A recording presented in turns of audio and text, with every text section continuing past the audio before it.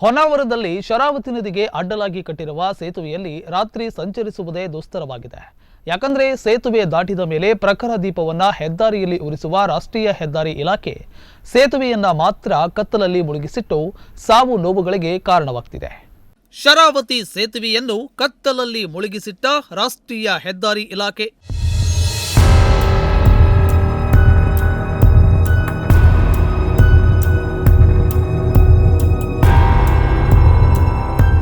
ಶರಾವತಿ ಸೇತುವೆಯಲ್ಲಿ ರಾತ್ರಿ ದೀಪ ಬೆಳಗಿಸಲು ಇನ್ನೆಷ್ಟು ಜನರ ಬಲಿ ಬೇಕು?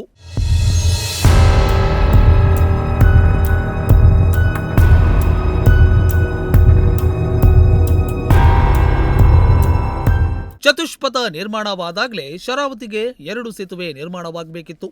ಜಿಲ್ಲೆಯ ಕೆಲವು ನದಿಗಳಿಗೆ 2 ಸೇತುವೆ ನಿರ್ಮಾಣವಾಗಿದೆ. ಶರಾವತಿಯ 1 ಸೇತುವೆಯ ಮೇಲೆ ಹೋಗಿ ಬರುವ ವಾಹನಗಳ ದಟ್ಟಣೆ ಇರುತ್ತದೆ. ಈಗಂತೂ ಅನಿಯಂತ್ರಿತ ವಾಹನ ದಟ್ಟಣೆಯಿಂದಾಗಿ ಸೇತುವೆಯ ಮೇಲೆ ನೂರಾರು ವಾಹನಗಳು ನಿಲ್ಲಬೇಕಾದ ಪರಿಸ್ಥಿತಿ ನಿರ್ಮಾಣವಾಗಿದೆ.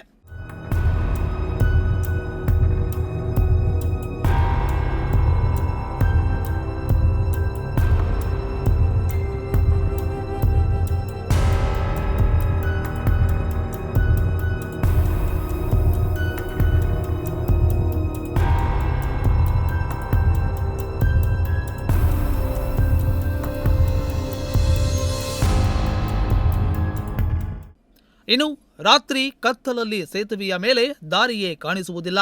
ಸೇತುವೆಗೆ ದೀಪ ಹಾಕಿಸಿಕೊಡಿ ಎಂದು ಜನ 4 ವರ್ಷಗಳಿಂದ ವಿನಂತಿಸುತ್ತಿದ್ರು. ಸೇತುವೆ ದಾಟಿದ ಮೇಲೆ ಪ್ರಖರ ದೀಪವನ್ನ ಹೆದ್ದಾರಿಯಲ್ಲಿ ಉರಿಸುವ ರಾಷ್ಟ್ರೀಯ ಹೆದ್ದಾರಿ ಇಲಾಖೆ ಸೇತುವೆಯನ್ನ ಮಾತ್ರ ಕತ್ತಲಲ್ಲಿ ಇಟ್ಟಿದೆ. 3 ತಿಂಗಳ ಹಿಂದೆ ಸೇತುವೆಯ ಮೇಲೆ ಬೀದಿ ದೀಪವನ್ನ ಕೂರಿಸಲಾಯಿತು. ಕೇವಲ ಒಂದೇ ದಿನ ಪ್ರಾಯೋಗಿಕವಾಗಿ ಉರಿದ ದೀಪ ಮತ್ತೆ ಉರಿಯಲಿಲ್ಲ. ಇಂದಲ್ಲ ನಾಳೆ ದೀಪ ಬೆಳಗುತ್ತದೆ ಎಂದು ಜನ ಕಾಯುತ್ತಿದ್ರು. ಸೇತುವೆಯ ಮೇಲೆ ಮಂದ ಬೆಳಕಿನ ವಾಹನದವರು, ಪಾದಚಾರಿಗಳು ಹಲವು ಬಾರಿ ಅಪಘಾತಕ್ಕೆ ಈಡಾಗುತ್ತಿದ್ದಾರೆ.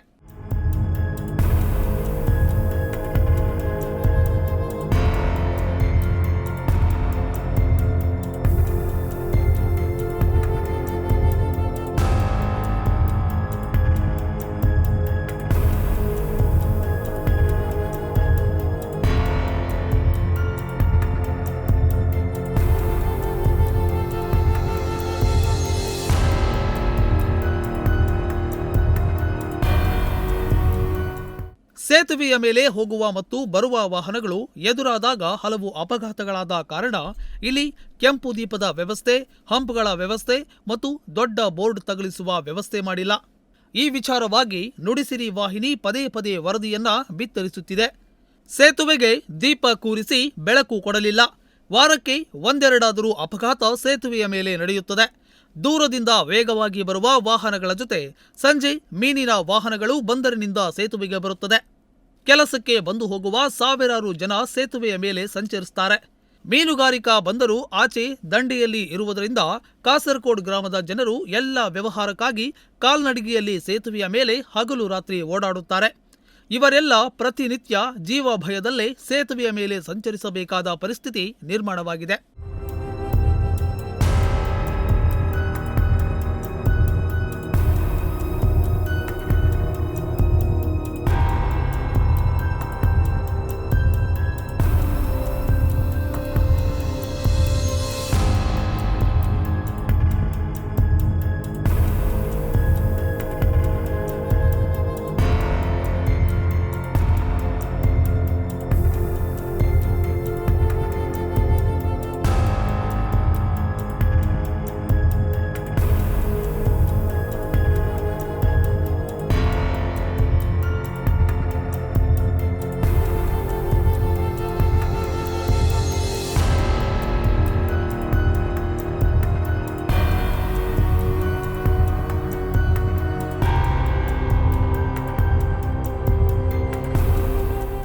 ಇನ್ನು ಶರಾವತಿಯ ಹಳೆಯ ಸೇತುವೆಯ ಸಂಚಾರವನ್ನ ಸ್ಥಗಿತಗೊಳಿಸಲಾಗಿದ್ದು, ಇದು ಕುಸಿದು ತ್ಯಾಜ್ಯ ನದಿ ಪ್ರವಾಹಕ್ಕೆ ಅಡ್ಡಲಾಗುವ ಮೊದಲು ಹಳೆಯ ಸೇತುವೆಯನ್ನ ತೆರವುಗೊಳಿಸಬೇಕು. ಈಗ ವಾಹನ ಓಡಾಡುವ ಸೇತುವೆಯ ಮೇಲೆ ತಿಂಗಳುಗಳ ಹಿಂದೆ ಕೂರಿಸಲಾದ ಬೀದಿ ದೀಪಗಳು ಇನ್ನೂ ಉರಿಯುತ್ತಿಲ್ಲ. ಅವುಗಳನ್ನು ಉರಿಸಬೇಕು. ಸೇತುವೆಯ 2 ಭಾಗದಲ್ಲಿ ಎಚ್ಚರಿಕೆಯ ದೀಪಗಳು ಮತ್ತು ವೇಗಮಿತಿ 20 ಕಿಲೋಮೀಟರ್ ಬೋರ್ಡ್ ಅನ್ನು ಅಳವಡಿಸಬೇಕು. ಸೇತುವೆಯ ಆರಂಭದಲ್ಲಿ ಮತ್ತು ಕೊನೆಯಲ್ಲಿ ಹಂಪ್ಗಳನ್ನು ನಿರ್ಮಿಸಬೇಕು. ಸಿಸಿಟಿವಿ ಕ್ಯಾಮೆರಾ ಅಳವಡಿಸಬೇಕು ಎಂದು ಕರುನಾಡ ವಿಜಯ ಸೇನೆ ಇಂದು ಸಚಿವ ವೈದ್ಯ ಮತ್ತು ಶಾಸಕ ದಿನಕರ್ ಶೆಟ್ಟಿ ಮತ್ತು ಅಧಿಕಾರಿಗಳಿಗೆ ಮನವಿ ಸಲ್ಲಿಸಿದ್ದಾರೆ.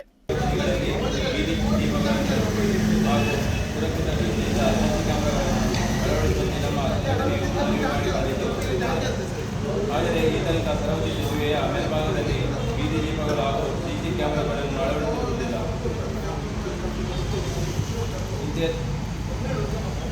ದಿನಾಂಕ 31/12/2024 ಬೆಳಗಿನ ಜಾವ ಸಮಯ 4:30 ಸುಮಾರಿಗೆ ಸರೌದಿ ಸೇತುವೆಯ ಮೇಲೆ ನಡೆದ ಭಾರೀ ರಸ್ತೆ ಅಪಘಾತದಲ್ಲಿ 3 ದುರ್ಮರಣ ಹೊಂದಿರುತ್ತಾರೆ. ಈ ಅಪಘಾತಕ್ಕೆ ಸಂಬಂಧಪಟ್ಟ IRP ಗುತ್ತಿಗೆದಾರರು, ಕಂಪನಿ ಹಾಗೂ ಸಂಬಂಧಪಟ್ಟ ಅಧಿಕಾರಿಗಳು ನೇರ ಹೊಣೆಯಾಗಿದ್ದು, ಮರಣ ಹೊಂದಿರುವ ಕುಟುಂಬಸ್ಥರಿಗೆ ಪರಿಹಾರ ನೀಡುವ ಜವಾಬ್ದಾರಿ ತೆಗೆದುಕೊಳ್ಳಬೇಕಾಗಿದೆ.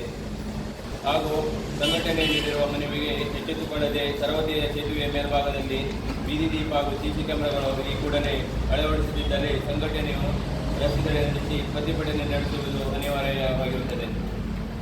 ಆದುದರಿಂದ ಸಾರ್ವಜನಿಕರ ಹಿತದೃಷ್ಟಿಯಿಂದ ಈ ಕೂಡಲೇ ಸರವತಿ ಸೇತುವೆಯ ಮೇಲ್ಭಾಗದಲ್ಲಿ ಬೀದಿ ದೀಪ ಹಾಗೂ ಸಿಸಿ ಕ್ಯಾಮೆರಾಗಳನ್ನು ಅಳವಡಿಸುವಂತೆ ಕರುನಾಡ ವಿಜಯ ಸೇನೆ ಆಗ್ರಹಿಸುತ್ತದೆ.